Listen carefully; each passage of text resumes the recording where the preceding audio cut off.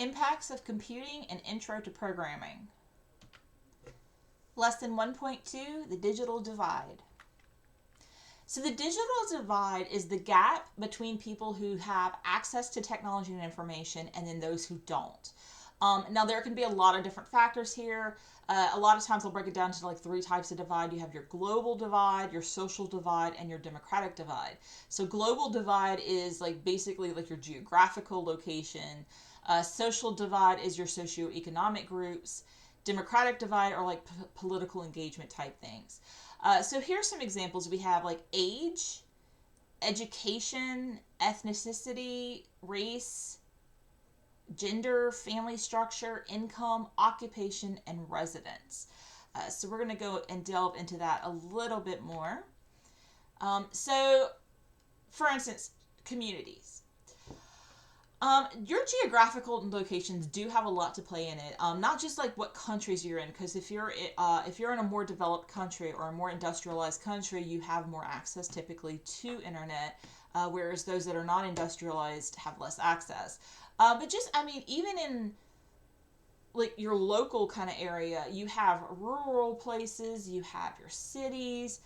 Um, that affects your access to your internet. A lot of times, like rural communities may not have a strong internet, so they might lose internet connection a lot, or they might have very low bandwidth, very slow internet. Um, so those are aspects that can get you. So like kind of like a geographical location. Income. Technology costs money, so some families, they might only be able to afford a phone. They can't afford a computer, especially with smartphones nowadays. They're, a decent bit of money. So the income of a family or a group of people, that will determine what type of technology they have access to. Education. So how have you been taught to use a computer? How do you know how to use a computer? So your education is just basically your computer literacy.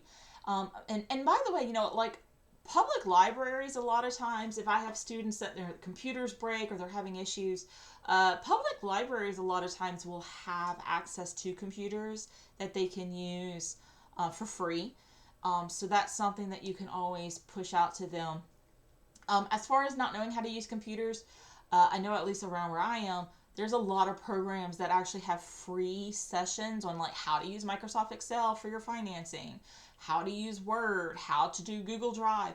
They will actually have public free um, talks and activities that, again, sometimes the library will do it. We have a few community centers that'll do it.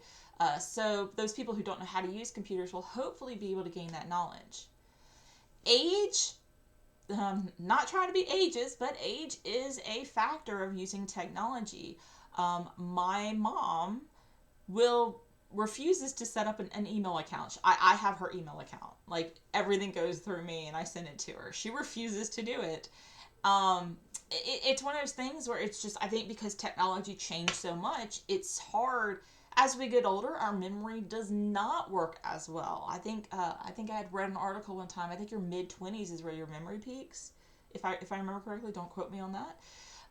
But as we get older, we do start having problems with that, and it's harder to learn new things. So with technology changing as fast as it does, age is a big factor. Gender. There are still countries. I have not personally experienced this.